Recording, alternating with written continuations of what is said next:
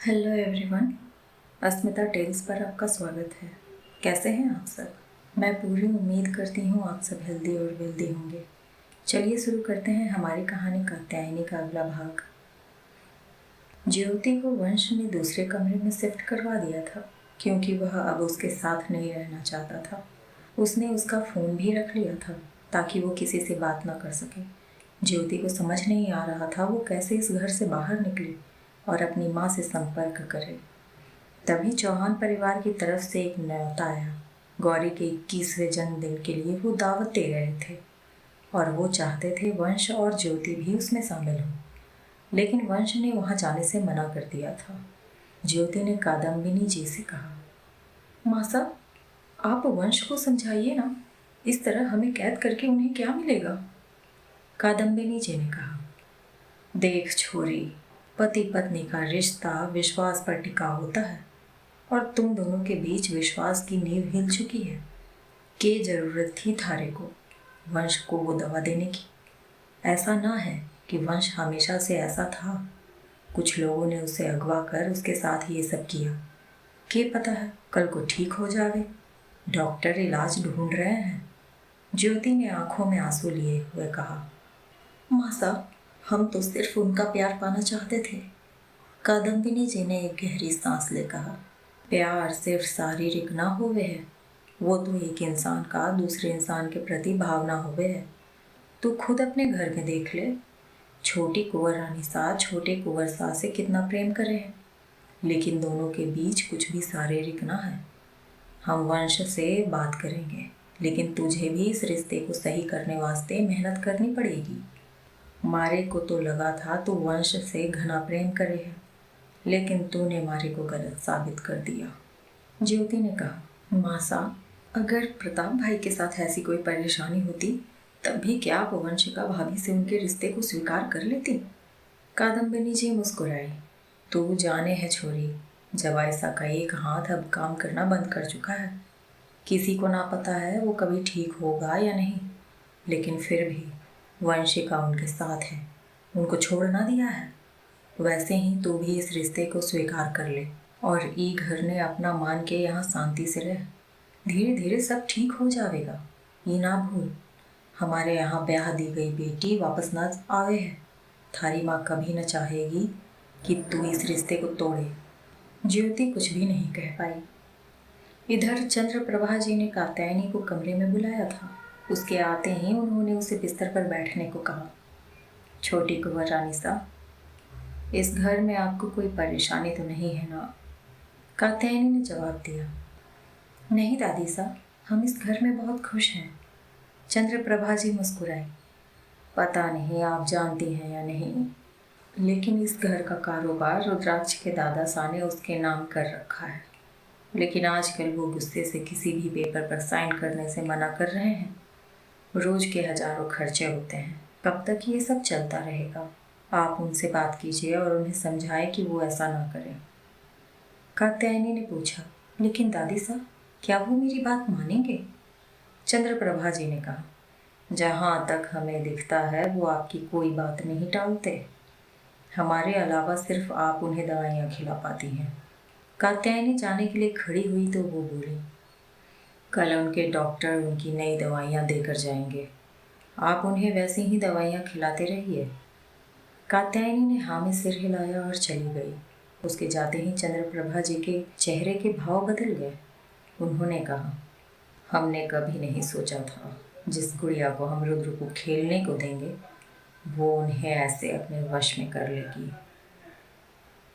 कुछ करना होगा छोटी कुंवर रानी सा का, ताकि वो ये न भूले वो इस घर में सिर्फ एक खिलौना बनकर आई थी। कात्यायनी वापस अपने कमरे में आई और सीधे सीक्रेट रूम में गई। रुद्राक्ष लैपटॉप पर कुछ फाइल्स देख रहा था। उसने पूछा, क्यों बुलाया था दादी सा ने?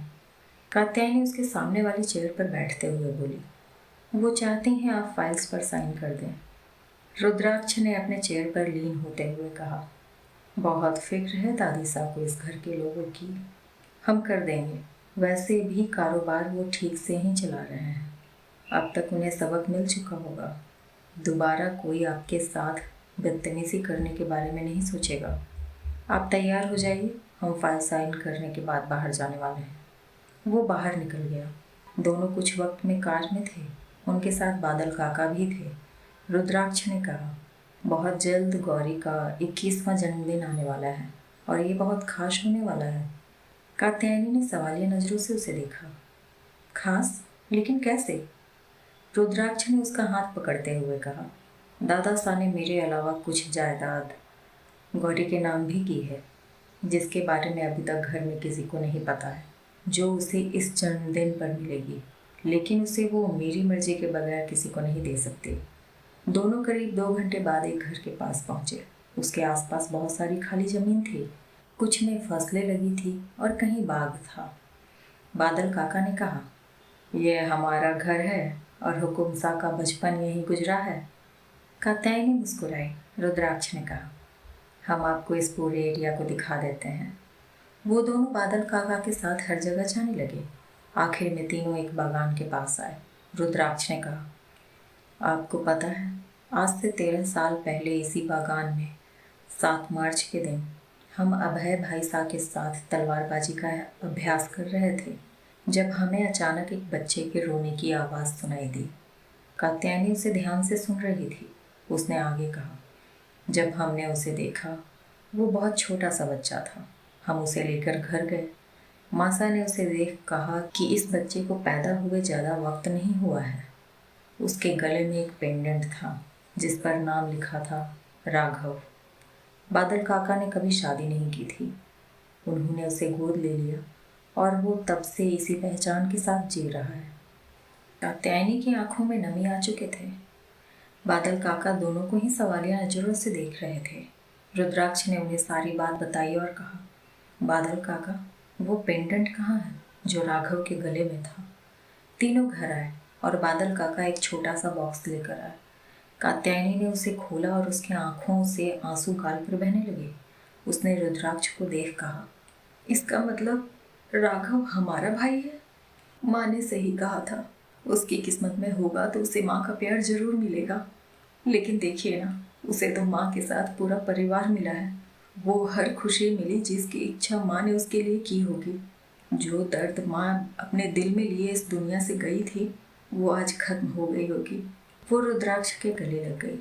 आपने सही कहा था, माँ ने चुना है आपको मेरे लिए, क्योंकि वो आपके जरिए हमें राघव तक पहुँचाना चाहती थी।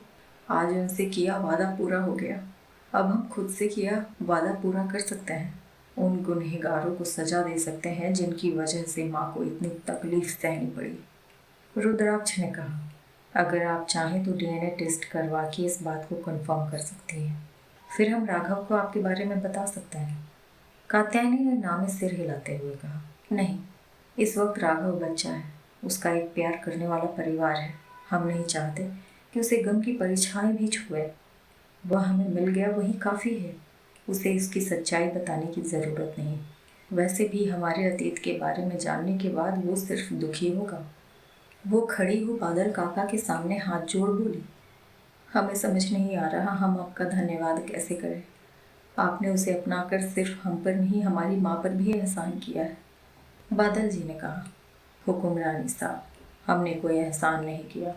जैसे वो हमारा बेटा है, आज से आप भी हमारी बेटी की तरह हैं। हम आपसे वादा करते हैं, आप दोनों को कोई तकलीफ नहीं होने देंगे। रही बात सच बताने की, तो वो आप जब सही समझे बता दें उन्हें। जल्दी ही गौरी का जन्मदिन आ गया। राठौर परिवार के अलावा ज्योति भी वंश के साथ वहाँ आई थी, इस वादे के साथ कि वो वंश के बारे में किसी को कुछ नहीं बताएगी। ज्योति को अपनी माँ से मिलने का मौका मिला।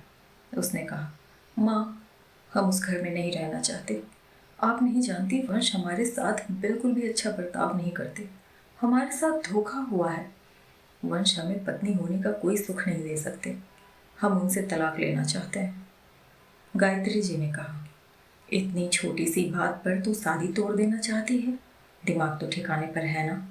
पता भी है तलाकशुदा लड़की को समाज कोई इज्जत नहीं देता। तुम तो वंश से प्यार करती थी ना, तो फिर ये सब बातें मायने नहीं रखती। ज्योति ने बेयकीनी से कहा, आप चाहती हैं हम इस शादी में रहें, ये जानते हुए कि ये शादी कभी भी सफल नहीं हो सकती? गायत्री जी ने कहा, इतने बड़े खानदान में तुम्हारी शादी हुई है, अगर तुमने शादी तोड़ दी तो तुम्हारी बदनामी होगी। दोबारा तुमसे कोई शादी नहीं करेगा। और फिर क्या कमी है उस घर में? अगर तुम वंश से अच्छा बर्ताव करोगी तो वो भी तुमसे उतना ही अच्छा बर्ताव करने लगेंगे। हमारे घर में तलाक नहीं होता। ज्योति को समझ नहीं आ रहा था उसकी खुद की माँ उसका साथ क्यों नहीं दे रही थी। उसने गौरी को देखा। उसका पेट अब बड़ा होने लगा था। शिवम उसकी देखभाल कर रहा था। यहाँ तक कि चौहान हवेली में सभी उस पर प्यार लुटा रहे थे। एक ही दिन दोनों की शादी हुई थी, लेकिन गौरी को रानी की तरह रखा जा रहा था, जबकि उसकी किस्मत में सिर्फ परेशानियां आई थी। जहाँ ज्योति को ये सब देख जलन हो रही थी, वहीं कात्यायनी हैरानी और शक भरी नजरों से उस परिवार को देख रही थी। कौशल्या चौहान, जिन्होंने कभी गौरी पर ना जाने कितने लांछन लगाए थे, आज वो उससे आनंदिता से भी ज्यादा प्यार कर रही थी। उसे समझ नहीं आ रहा था ये सब सच है या दिखावा। अगले दिन गायत्री जी ने ज्योति को वंश के साथ भेज दिया, ये कह कि वो अपने रिश्ते को संभालने की कोशिश करे और अपने दिमाग से उसे तोड़ने का ख्याल भी निकाल दे। चौहान हवेली में शिवम परेशान सा अपने स्टडी रूम में बैठा था। गौरी अपने पेट पर हाथ लगाते हुए वहां आई तो उसने उसे देख पूछा, क्या हुआ, आप परेशान लग रहे हैं? शिवम ने उसका हाथ पकड़ सोफे पर बिठाते हुए कहा, हाँ, काम की परेशानी है। हमें एक ज़मीन पसंद आई है। उसकी लोकेशन और आप आसपास की जगह होटल बनाने के लिए बिल्कुल परफेक्ट है, लेकिन हमें वो ज़मीन मिल नहीं रही। अभी कुछ दिन पहले ही पता चला वो ज़मीन राठौर परिवार के किसी सदस्य के नाम है। गौरी सोचने लगी तो वो बोला, हम सोच रहे थे हम अपने होने वाले बच्चे के नाम पर उस होटल को शुरू करें ताकि उसका भविष्य सुरक्षित हो जाए। गौरी ने मुस्कुराकर कहा, हमें तो इस बारे में कुछ भी नहीं पता है। हम बाबा साहब से बात करके देखते हैं, शायद उन्हें पता हो और वो कुछ कर पाए। हमें पूरा यकीन है हमारे बच्चे के भविष्य के लिए बाबा साहब उस जमीन को आपको देने को तैयार हो जाएंगे। अगले दिन चंद्रशेखर जी ने गौरी को राठौर हवेली बुलाया। शिवम भी उसके साथ गया। वहाँ दो वकील आए हुए थे। एक की उम्र करीब 60 की लग रही थी, दूसरे उनके ही बेटे थे जिनकी उम्र करीब 30 की लग रही थी। चंद्रशेखर जी ने कहा, गौरी, ये एडवोकेट नवीन और उनके बेटे नवनीत हैं। इन्हें आपसे कुछ बात करनी थी। गौरी ने उन्हें देखा। नवनीत ने कहा, आपके दादा इंद्रराज राठौर ने अपने मरने से कुछ दिन पहले आपके नाम एक जमीन और एक हवेली की थी। उनके वसीयत के मुताबिक वो आपको 21 साल होने के बाद ही मिल सकता है। ये उसके पेपर हैं। उसने गौरी को एक फाइल थमाई।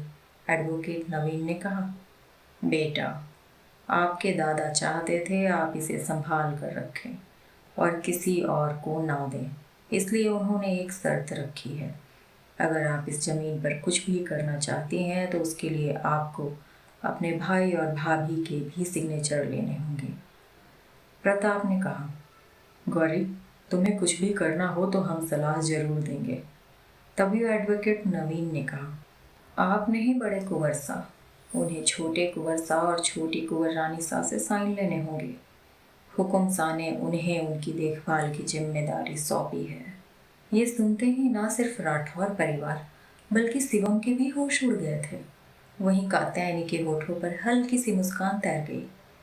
तभी प्रताप की गुस्से से भरी आवाज सुनाई दी, रुद्राक्ष कोई फैसले कैसे ले सकता है? वो तो खुद एक बच्चा है। गौरी ने उसे शांत करते हुए कहा, भाभी सा है ना, मुझे पूरा यकीन है वो हमें बिल्कुल सही सलाह देंगी। शिवम ने कहा, गौरी, तुम भूल गई हो, कात्यायनी को इन सब की क्या समझ? वो आज तक स्कूल भी नहीं गई। तुम फैसला करो। कात्यायनी और रुद्राक्ष साइन कर देंगे।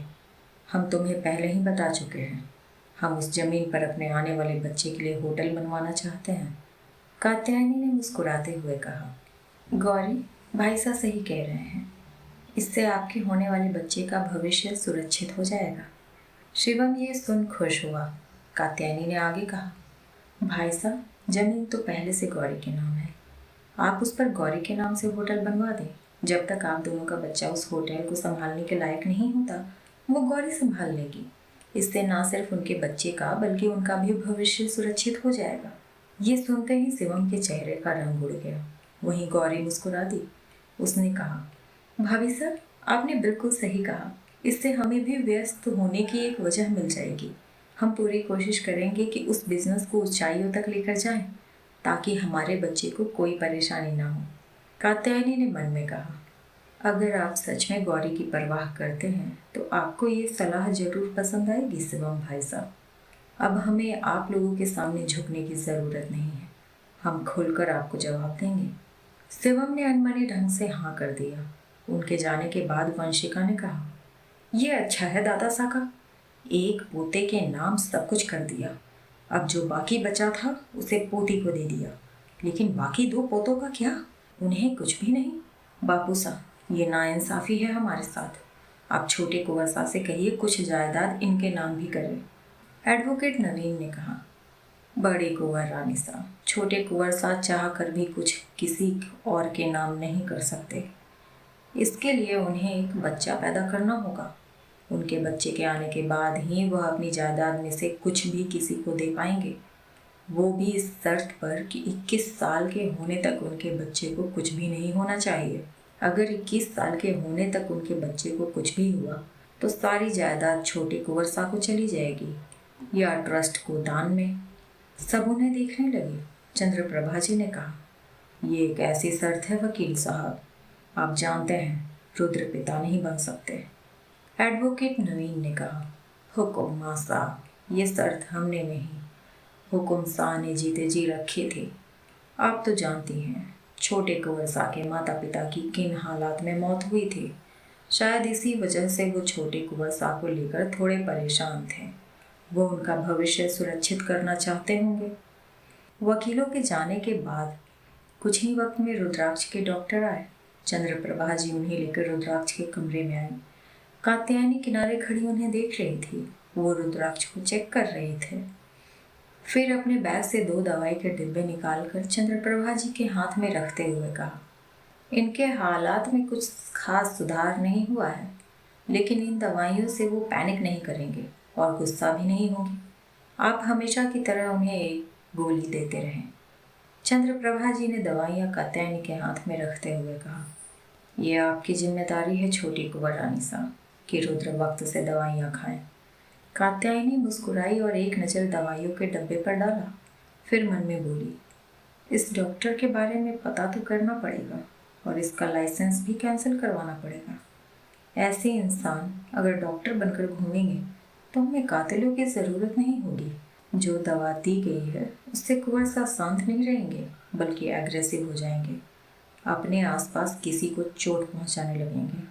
डॉक्टर के जाने के बाद चंद्रप्रभा जी ने कात्यायनी को कमरे में बुलाया और कहा, हम आपसे एक जरूरी बात करना चाहते हैं।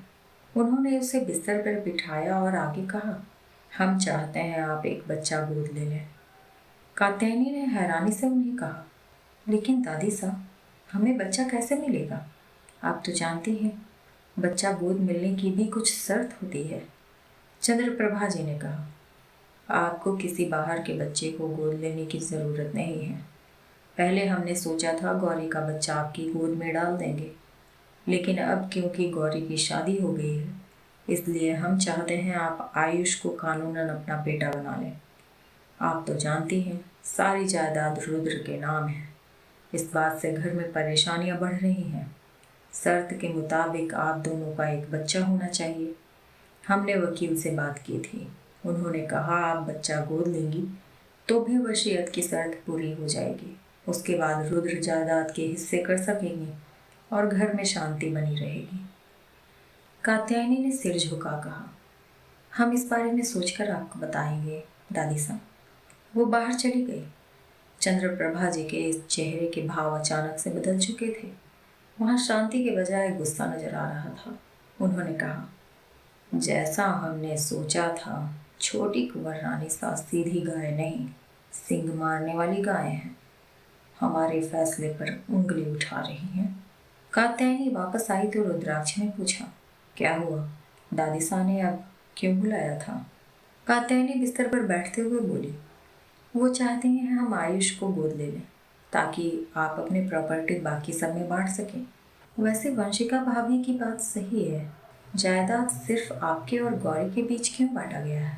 रुद्राक्ष उसके बगल में बैठते हुए बोला, इसका जवाब सिर्फ दो लोग दे सकते हैं, एक हमारे दादा साहब, दूसरे जगत दादा साहब। कात्यायनी ने पूछा, जगत दादा साहब? रुद्राक्ष ने उसके कंधे पर अपना सिर रखते हुए कहा, जयदेव बापू साहब के पिता। वो दादा साहब के सलाहकार थे। उन्होंने अपने फैसलों की वजह उनको जरूर बताया होगा। अभी वो बनारस में है, हो सकता है जल्द यहाँ आ जाए। रात को रुद्राक्ष कात्यायनी के लिए एक पैकेट लेकर आया और बोला, आप ये ड्रेस हमें पहन कर दिखाइए। कात्यायनी ने उसे खोला। वो रुद्राक्ष का लिया हुआ लाल रंग का गाउन था। वो मुस्कुराई। अभी हम किसी पार्टी में नहीं जा रहे। रुद्राक्ष ने उसे खड़ा करते हुए कहा, ये गाउन आप मेरे अलावा किसी और के सामने पहन भी नहीं सकती। जाइए चेंज करके आइए। उसने उसे बाथरूम में धक्का दे दिया। कात्यायनी जब चेंज कर वापस आई तो कमरे की काया पलट हो चुकी थी। हर तरफ फूलों और मोमबत्तियों से सजावट की हुई थी। वह मुस्कुराई। रुद्राक्ष उसके सामने खड़ा हुआ। उसने सफ़ेद रंग की शर्ट और पैंट पहन रखी थी। हाथ में लाल गुलाब के फूलों का एक गुलदस्ता था। वहीं कात्यायनी ने लाल रंग का ऑफ शोल्डर गाउन पहन रखा था, साथ में डायमंड ज्वेलरी। रुद्राक्ष उसका हाथ पकड़ उसे कमरे के बीचों बीच लेकर आया। वहाँ एक छोटा टेबल लगा था। उस पर एक छोटा सा केक था और पास एक शैंपेन की बोतल के साथ 2 ग्लास रखे थे। कात्यायनी ने कहा, हम ड्रिंक नहीं करते। रुद्राक्ष ने जवाब दिया, वो अल्कोहल नहीं है। उसने उसके सामने घुटनों पर बैठते हुए फूलों का गुलदस्ता उसकी तरफ बढ़ाते हुए बोला, मैंने जाने अनजाने आपको जो भी चोट पहुंचाई उसके लिए माफ़ी चाहता हूँ। आप मेरे प्यार को स्वीकार कर लीजिए कात्यायनी। कात्यायनी कुछ देर तक उसे देखती रही। फिर उसके हाथ से वो गुलदस्ता पकड़ बोली, हम जानते हैं आपने कुछ भी हमें चोट पहुंचाने के लिए नहीं किया था। उसने उसे खड़ा करते हुए कहा, कुंवर साहब, हम आपसे प्यार करते हैं और अक्सर प्यार में छोटी मोटी चीज़ें इतनी मायने नहीं रखती। आप मेरी ज़िंदगी में रोशनी बनकर आए हैं। हर परेशानी अपने आप दूर हो गई। रुद्राक्ष ने आंखें बढ़कर उसके माथे को चूम लिया और फिर ग्लास में जूस डाला। दोनों ने साथ पिया, केक काटा, म्यूजिक पर थोड़ी देर डांस किया। रुद्राक्ष ने कात्यायनी को पीछे से बाहों में पकड़ रखा था। उसने कहा, कात्यायनी, हम हमारे रिश्ते को आगे बढ़ाना चाहते हैं। कुछ देर वो चुप नीचे देखती रही, फिर उसकी तरफ मुड़ी और बोली, लेकिन हमें डर लग रहा है। रुद्राक्ष मुस्कुरा उठा, हमें तो लगा था हमारी कद्दू किसी से नहीं डरती। कात्यायनी उससे लिपटते हुए बोली, आप करीब आते हैं तो पता नहीं क्या हो जाता है। हम घबराने लगते हैं, हमारा दिल बेकाबू हो जाता है और शायद ब्लड प्रेशर भी लो हो जाता है।